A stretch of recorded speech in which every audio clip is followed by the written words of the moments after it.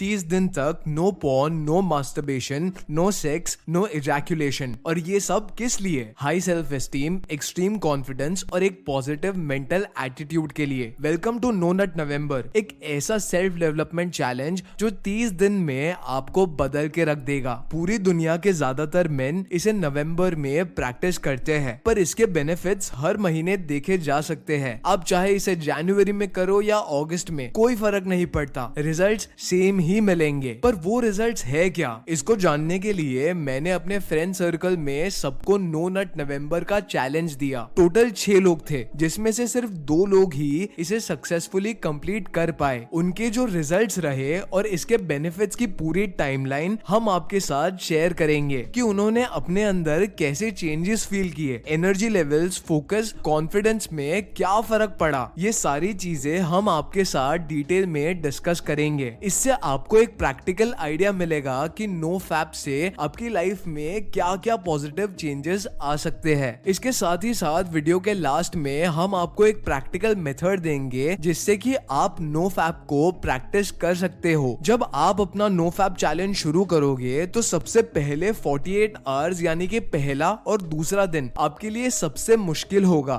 फिर जैसे जैसे आप आगे बढ़ते जाओगे आपके लिए ये चीज उतनी ही आसान बनती जाएगी। अब नो फैप मूवमेंट सिर्फ एक ट्रेंड नहीं है, बल्कि एक एंशिएंट प्रैक्टिस है। नो फैप मूवमेंट की शुरुआत एक सिंपल आइडिया से हुई, नो पॉर्न। मास्टरबेशन और इजैकुलेशन से एब्सटेन रहने का आइडिया तो बहुत बाद में आया। मैं नो फैप की जो मूवमेंट है वो असल में पॉर्न को अपनी लाइफ से एलिमिनेट करने के लिए है। जब लोगों ने पॉर्न से दूर रहना शुरू किया तो उन्होंने एक और चीज नोटिस करी, सीमेन रिटेंशन। ये कॉन्सेप्ट नया नहीं है, एक्चुअली ये पुरानी चाइनीज फिलॉसफी टाओइज्म में भी मेंशन किया गया है। टाओइज्म में एक प्रैक्टिस है जिसे हुआनजिंग बुआनो कहते हैं, जिसका मतलब है अपने एसेंस को रिसाइकिल करना और ब्रेन को नरिश करना। इस फिलॉसफी के अकॉर्डिंग सीमेन सिर्फ एक बॉडीली फ्लूइड नहीं है, बल्कि एक पावरफुल एनर्जी सोर्स है जिससे कि आपकी लाइफ फोर्स यानी वी को रिप्रेजेंट किया जाता है। जब आप इजैकुलेशन से बचते हैं तो आप अपनी इस वाइटल एनर्जी को कंजर्व करते हैं। इस कंजर्व्ड एनर्जी को आप अपने मेंटल क्लैरिटी, फिजिकल स्ट्रेंथ और स्पिरिचुअल ग्रोथ के लिए यूज कर सकते हैं। एंशिएंट टाओइस्ट मंक इस प्रैक्टिस को अपनी मेडिटेशन और मार्शल आर्ट्स ट्रेनिंग में भी इम्प्लीमेंट करते हैं। उनका मानना है कि सीमन रिटेंशन से लॉन्जेविटी बढ़ती है और आप higher states of consciousness achieve कर सकते हो। इससे सेल्फ कंट्रोल डेवलप होता है और आप अपने डिजायर्स को कंट्रोल करने में सक्षम होते हो। मॉडर्न साइंस भी इस कॉन्सेप्ट को कुछ हद तक सपोर्ट करता है। स्टडी सजेस्ट करती है कि सीमेन रिटेंशन से टेस्टोस्टेरोन लेवल इंक्रीज होते हैं, जिससे आपकी एनर्जी लेवल्स बढ़ती है, फोकस इंप्रूव होता है और कॉन्फिडेंस भी बूस्ट होता है। इससे आपकी डिसिप्लिन भी एनहांस होती है, क्योंकि आप अपने इम्पल्सेस को कंट्रोल करना सीख रहे होते हो। साइंटिफिक स्टडीज भी इसे सपोर्ट करती है। एक रिसर्च के अकॉर्डिंग सीमेन रिटेंशन से टेस्टोस्टेरोन लेवल्स टेम्परेरीली इंक्रीज होते हैं, जिससे एनर्जी, अलर्टनेस और मोटिवेशन में बूस्ट मिलता है। इसके अलावा डोपामिन रिसेप्टर्स रीसेट होते हैं, जिससे आप लाइफ को ट्रूली एंजॉय कर पाते हो। कई सेलिब्रिटीज भी नो फैप प्रैक्टिस करते हैं। टेरी क्रूज, जो कि एक फेमस एक्टर है, उन्होंने अपनी पॉर्न एडिक्शन के बारे में ओपनली बात की है और नो फैप कम्युनिटी को सपोर्ट किया है। एंथनी जोशुआ, जो एक वर्ल्ड हेवीवेट बॉक्सिंग चैंपियन है,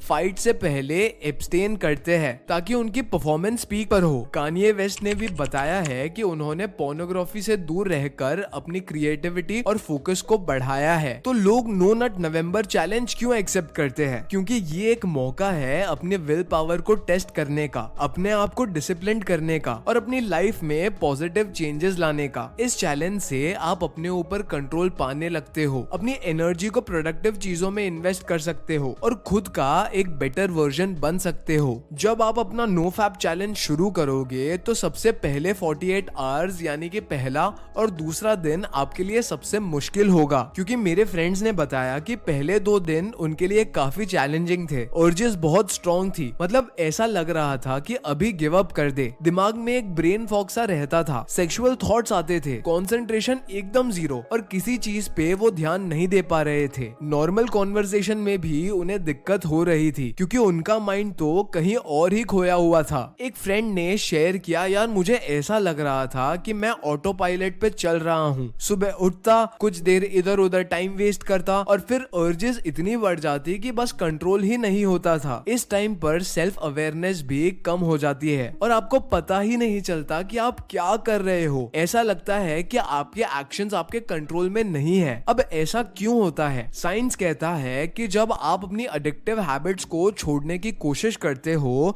तो आपका ब्रेन रेजिस्ट करता है, डोपामिन लेवल्स ड्रॉप हो जाते हैं, जिससे आप रेस्टलेस और अनकंफर्टेबल फील करते हो। ब्रेन एक तरह से विड्रॉल सिम्टम्स एक्सपीरियंस करता है। तो अब यहाँ पे सवाल ये आता है कि अब हम क्या करें? घर से बाहर निकलो और अपने काम पर फोकस करो और खाली मत बैठो। एक फ्रेंड ने बताया कि मैं जब घर पे अकेला होता हूँ तो अर्जेस बहुत बढ़ जाती है, इसलिए मैं अपने आप को बिजी रखता हूँ। सुबह जॉगिंग के लिए जाता हूँ, दिन में लाइब्रेरी में पढ़ाई करता हूँ और शाम को फ्रेंड्स के साथ टाइम स्पेंड करता हूँ। अब आते हैं दिन तीसरे और चौथे पे। पहले 2 दिन काफी मुश्किल थे, लेकिन अब चीजें थोड़ी बेटर होने लगी है। मेरे फ्रेंड्स ने बताया कि इस टाइम पर सेल्फ एस्टीम में हल्का सा इम्प्रूवमेंट फील होने लगता है। जो गिल्ट और शेम पहले फील हो रहा था वो अब कम होने लगता है। एक फ्रेंड ने शेयर किया कि इस टाइम तक मुझे लग रहा था कि मैं थोड़ा कंट्रोल में आ रहा हूँ। नेगेटिव थॉट्स अब पहले जितने नहीं थे और मूड भी ठीक ठाक रहता था। इस वक्त ब्रेन फॉग भी धीरे धीरे कम होने लगती है, कंसंट्रेशन में थोड़ा इम्प्रूवमेंट आता है और आप नोटिस करते हो कि आपका फोकस भी बेटर हो रहा है। लेकिन अब भी अर्जेस है, पर उनकी इंटेंसिटी पहले से कम है। आपको अब थोड़ा कंट्रोल फील होने लगता है। साइंस कहती है कि जब भी हम अपनी एडिक्टिव हैबिट से दूर रहते हैं तो हमारा ब्रेन एडजस्ट करने लगता है, डोपामिन रिसेप्टर्स रिकवर होने लगते हैं, जिससे हमारी सेंसिटिविटी बढ़ती है। इसका मतलब है कि छोटी छोटी चीजों से भी खुशी मिलने लगती है। एक फ्रेंड ने ये भी बताया कि मैं नोटिस कर रहा था कि सुबह की चाय भी पहले से ज्यादा अच्छी लग रही थी और छोटी छोटी चीजों में मजा आ रहा था। डे 5 और 6 पे अर्जेस अब पहले से काफी कम हो चुकी थी और उन्हें कंट्रोल करना और भी आसान लग रहा था। एनर्जी लेवल्स में भी एक नोटिसेबल इंक्रीज फील हुआ। सुबह उठना पहले से आसान हो गया था। दिन की शुरुआत में एक्साइटमेंट फील होने लगी थी। एक फ्रेंड ने शेयर किया, यार एक सबसे बड़े फायदों में जो मुझे एक लगा कि मेरी प्रोक्रेस्टिनेशन की आदत अपने आप कम हो गई। पहले मैं दिन भर अपना टाइम वेस्ट करता था, फिर रात में पॉर्न देख मास्टरबेट करके सो जाता था और अगले दिन रिग्रेट करता था। बट 5-6 दिन तक खुद को कंट्रोल करने के बाद मैं खुद ब खुद काम करने लगता हूँ। अब मुझे प्रोक्रेस्टिनेशन करना बुरा लगने लगा था, जैसे लाइफ में एक पॉजिटिव इफेक्ट ट्रिगर हो गया है। इस वक्त फोकस और कंसंट्रेशन भी इम्प्रूव होने लगा और अपने गोल्स पे मैं ज्यादा ध्यान देने लगा और डिस्ट्रैक्ट कम होने लगा। अब ऐसा क्यों होता है? इस स्टेज पर आपके ब्रेन का रिवॉर्ड सिस्टम बैलेंस में आने लगता है, जिससे आपको नॉर्मल एक्टिविटीज से भी सेटिस्फैक्शन मिलने लगता है। इससे आपकी मोटिवेशन बढ़ती है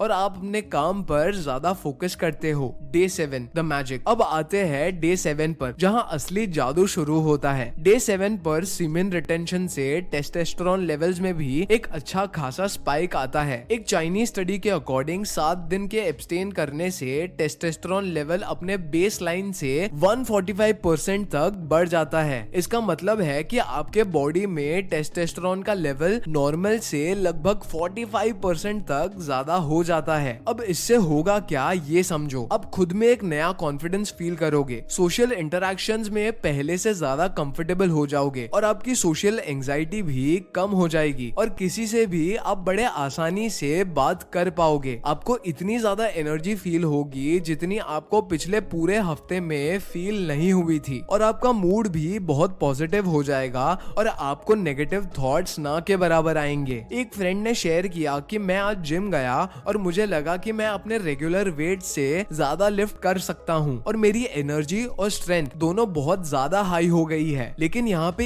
एक चीज ध्यान देने वाली है, इस दिन अर्जेस भी पहले से ज्यादा स्ट्रॉन्ग होगी। इंक्रीज टेस्टोस्टेरोन लेवल्स की वजह से सेक्सुअल डिजायर भी बहुत हाई होंगी, बट आपका कंट्रोल भी पहले से बहुत ज्यादा बढ़ चुका होगा, जो आपको ऐसा फील करवाएगा जैसे आप एक गेम में हो और आप अपने आप के कैरेक्टर आपने अपने कैरेक्टर को मैक्स 100 लेवल तक अपग्रेड कर दिया है, जो सबसे पावरफुल बन चुका है। आफ्टर 7 डेज, जब 7 दिन और बीतेंगे, आप नोटिस करोगे कि ये सारे चेंजेस जो आपके लिए नए थे अब ये आपकी नॉर्मल लाइफ का पार्ट बन चुके हैं, क्योंकि 7 दिन बाद आपके टेस्टोस्टेरोन लेवल्स अपने बेस लाइन पे आ जाते हैं। बट इन 7 दिनों में जो चेंजेस आपने आपने अडेप्ट करे हैं वो रह जाते हैं। डे 1 से डे 7 तक टेस्टोस्टेरोन लेवल्स एक्सपोनेंशियली बढ़ते हैं और आपकी बॉडी की मैक्सिमम कैपेसिटी हिट करने के बाद ये अपने बेसलाइन लेवल्स पे जाने लगते हैं, जिससे नो फैप मूवमेंट में फ्लैट लाइन भी कहा जाता है, जिसके बाद आपको बहुत ज्यादा कुछ नए चेंजेस नोटिस नहीं होते। बस आप ये समझो कि इन 7 दिनों में आप जितने बेहतर हुए हो आप उतनी ही बेहतरीन तरीके की जिंदगी जीने लगते हो और बाकी सारे के सारे चेंजेस आपकी नई हैबिट से आने लगते हैं आफ्टर 30 डेज। पूरे 1 महीने बाद सबसे पहले आप अपनी मेंटल क्लैरिटी को क्रिस्टल क्लियर फील करोगे और आपको ऐसा लगेगा कि आपके माइंड से सारी फॉग हट गई, सोचने की शक्ति बहुत शार्प हो जाएगी और आप ज्यादा वाइज हो जाओगे। जिन 2 लोगों ने 1 महीने के मार्क को पूरा किया उन दोनों का यही कहना था कि उनके क्वालिटी ऑफ डिसीजंस बहुत बेटर हो चुके थे। वो ज्यादा अच्छे से सोच पा रहे थे, चीजें समझ पा रहे थे और सही डिसीजंस ले रहे थे। उनके प्रोडक्टिविटी लेवल्स भी स्काई रॉकेट कर चुके थे। जो टास्क पहले मुश्किल लगते थे अब वो आसानी से कर पा रहे थे और गोल्स अचीव करने में भी उन्हें मजा आने लगा था। 1 महीने तक सीमेन रिटेंशन प्रैक्टिस करने से आपके बॉडी और माइंड ऑप्टिमम स्टेट में आ जाते हैं। हार्मोनल बैलेंस, न्यूरोट्रांसमीटर्स और एनर्जी लेवल्स सब अपने पीक पर होते हैं और ये सारी चीजों का आपके ओवरऑल वेल बीइंग पे एक पॉजिटिव इफेक्ट पड़ता है। अब ये चैलेंज को पूरा करने के लिए मैं आपको और कुछ बोनस टिप्स देता हूँ जो मेरे 2 दोस्तों ने रेकमेंड की है। पहला, सेट अचीवेबल गोल्स। छोटे छोटे गोल सेट करो। पहले 7 दिन का टारगेट रखो, फिर 14 दिन का और फिर आगे बढ़ो। दूसरा है आइडेंटिफाई ट्रिगर्स। पता लगाओ कि कौन से सिचुएशंस में अर्जेस बढ़ती है और उनसे दूर रहो। तीसरा है स्टे बिजी। अपने आप को प्रोडक्टिव एक्टिविटीज में एंगेज रखो। चौथा है हेल्दी लाइफस्टाइल, एक्सरसाइज, मेडिटेशन और अच्छी डाइट अपनाओ। पांचवा है सपोर्ट सिस्टम। दोस्तों या ऑनलाइन कम्युनिटी से जुड़ो जो नो फैप प्रैक्टिस कर रहे हैं। छठा है माइंडफुलनेस प्रैक्टिस। मेडिटेशन से अपने माइंड को काम रखो। सातवां है अवॉइड रिलैप्स पैटर्न्स। अगर कभी स्लिप हो जाओ तो वापस ट्रैक पर आ जाओ, खुद को गिल्ट में मत डालो। तो दोस्तों ये थी no fap journey key benefits timeline. मैंने देखा कि कैसे पहले 2 दिन मुश्किल होते हैं लेकिन धीरे धीरे चीजें बेटर होती है। 7 डे पे बहुत बड़ा चेंज आता है और 1 महीने में आप अपने आप को ट्रांसफॉर्म होते हुए देखते हो। अगर वीडियो पसंद आई हो तो चैनल को सब्सक्राइब करके वीडियो को लाइक जरूर करना एंड अभी आपके स्क्रीन पे जो वीडियो आ रहा है प्लीज उस पे क्लिक करके अपने आप को एजुकेट करो rather than scrolling some crappy reels on Instagram and YouTube। मैं मिलता हूँ आपसे अगले वीडियो में। Until next time, peace out।